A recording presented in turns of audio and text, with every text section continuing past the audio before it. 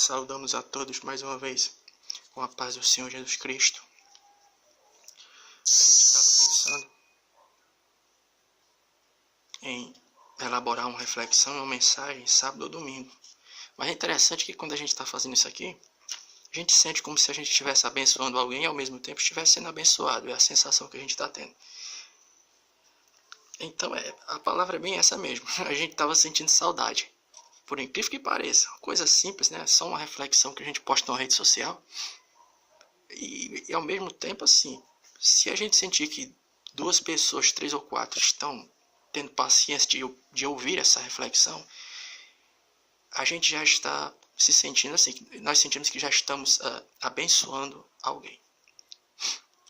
Então, a gente queria convidar você, que está perto de uma Bíblia Sagrada, para abrir a sua Bíblia num texto que se encontra no Evangelho de Marcos, capítulo 4. Evangelho segundo escreveu São Marcos, capítulo 4. Eu vou ler só 2 versículos do texto sagrado. Desse texto, não vou ler o texto todo não. Do capítulo 4, versículo 4 do Evangelho segundo escreveu Marcos. Aí depois a gente salta para o 15. Nos diz assim a palavra de Deus essa noite. Semeando ele a parte da semente, caiu à beira do caminho. E vieram as aves do céu e a comeram. Vamos pular aqui para o versículo 15 do capítulo 4 ainda. Os que estão junto ao caminho são aqueles a quem a palavra é semeada. E tendo eles a ouvido, vem logo Satanás e tira a palavra que foi semeada no seu coração. Então é interessante que Jesus Cristo, ele era um estrategista. Ele sempre buscava a melhor maneira de alcançar os seus ouvintes. Por exemplo, se ele estivesse ministrando para um agricultor, ele utilizava a parábola da semente. Se ele estivesse ministrando para um pescador, ele falava da mensagem da grande rede. Ele comparava o reino do céu a uma grande rede, a parábola da rede. Se ele estivesse ministrando para uma dona de casa, ele falava a respeito da dona de casa, que estava varrendo a sua casa em busca da dracma perdida. Então, por intermédio dessas ilustrações, o Senhor nosso Deus, o Senhor Jesus Cristo, o que ele fazia? Ele tentava o quê? Ele passava lições espirituais utilizando um linguajar que era acessível à pessoa que estava ali naquela situação. Então, a parábola da semente, basicamente, por intermédio, ela vai o quê? Ela é uma ilustração que fala de 4 situações, 4 tipos de coração. Fala e compara a palavra de Deus a uma semente. Um tipo de semente caiu à beira do caminho, outra caiu aos pedregais, outra entre os espinhos e outra caiu em boa terra. E aqui caiu à beira do caminho, o versículo 15 vai nos explicar que são o quê? Está fazendo referência à palavra quando é ministrada, né? E à beira do caminho está fazendo referência àquelas pessoas que, ouvindo a palavra, simplesmente Satanás ele vem e arrebata do seu coração. E no capítulo 4, Satanás ele é comparado às aves do céu. Então, a gente não vai se apegar a cada um dos tipos de terra, não. Os pedregais, espinhos e a boa terra. Agora não.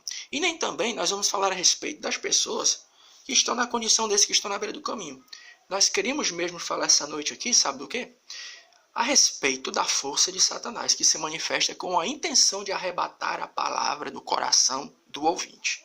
Porque essa parábola, ela quando fala das aves que comem a semente, elas simbolizam o quê? A força de Satanás, que vem até a pessoa e arrebata a palavra do seu coração. Então nós vamos falar aqui, basicamente, de 2 maneiras, de 2 formas, maneiras que o diabo que ele utiliza para arrebatar a palavra do coração das pessoas. A primeira maneira que Satanás utiliza, a primeira forma, a primeira tática que Satanás utiliza para arrebatar, tirar a palavra do coração das pessoas, qual é? Eu não sei se você já ouviu falar que existem países que, ao contrário do nosso, a liberdade de culto não existe. Lá as pessoas não têm a liberdade que nós temos aqui de colocar uma Bíblia debaixo do braço e ir até as nossas congregações e cultuar a Deus. Em determinados locais, o cristianismo ele é barrado, né? E é interessante que quando nós olhamos para essa proibição, e já em outros países também, até a liberdade de culto existe. Mas determinados trechos bíblicos são proibidos de serem lidos. caso você não saiba.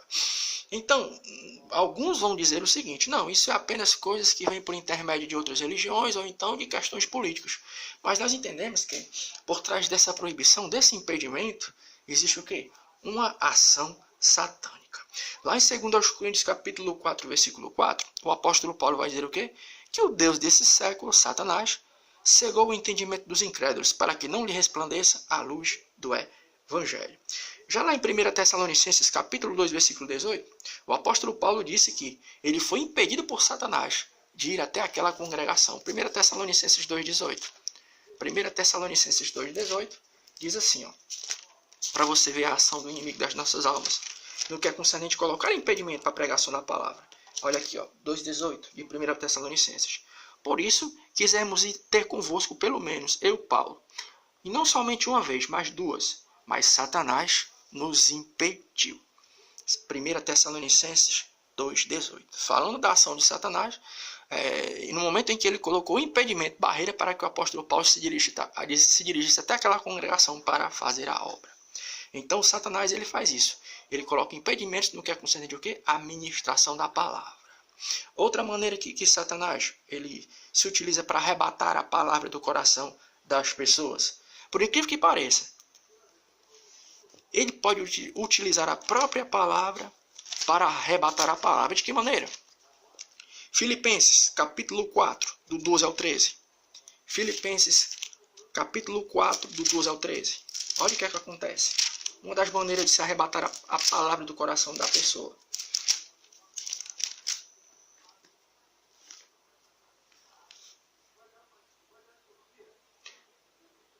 Posso todas as coisas naquele que me fortalece. Filipenses 4, 13.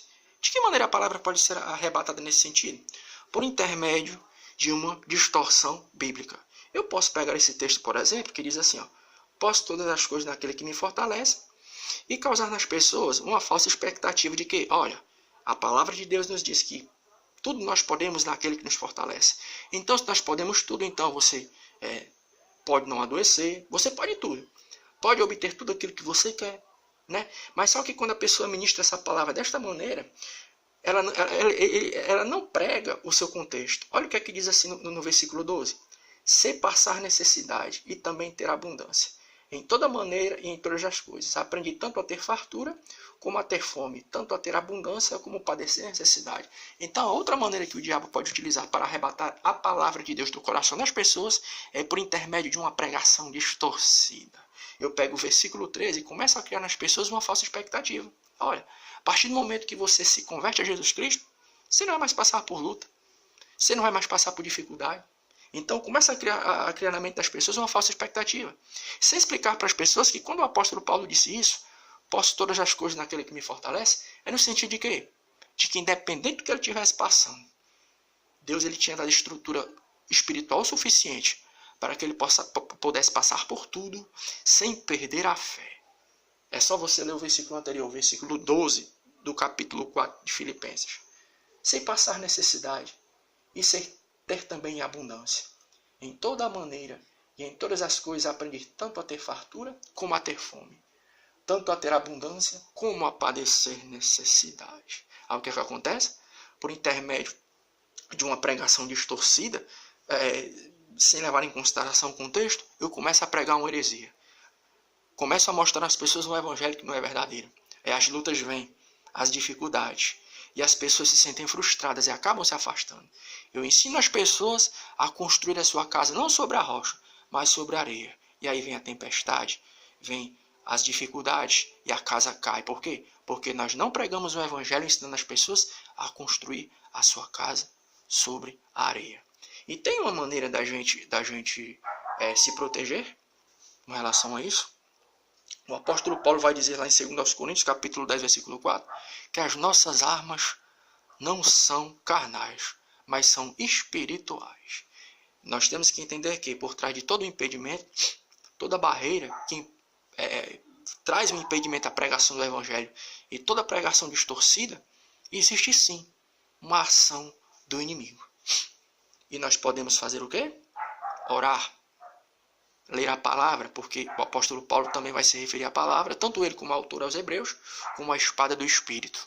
Porque a Bíblia Sagrada, ela também espiritualmente falando, é uma arma.